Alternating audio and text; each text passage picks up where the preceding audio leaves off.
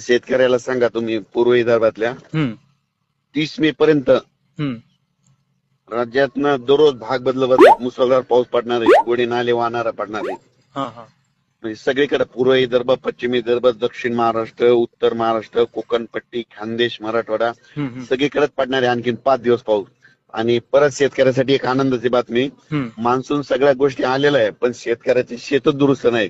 ज्यांचं दुरुस्त आहे ते ओल बघून ते तुम्ही त्यांचा निर्णय स्वतः घेऊ शकते, लागवडीचा निर्णय ते स्वतः घेऊ शकते.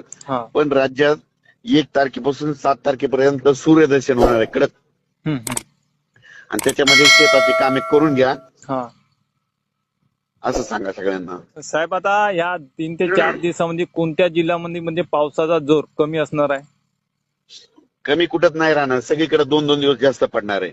म्हणजे वापसा 1 तारखेपर्यंत कोणाच्याच शेतामध्ये वापसा होणार नाही. 1 तारखेपर्यंत. हो.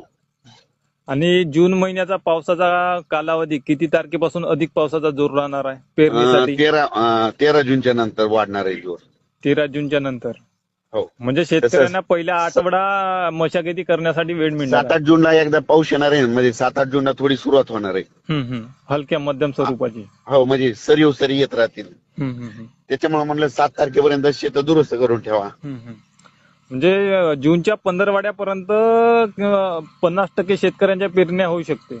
हो.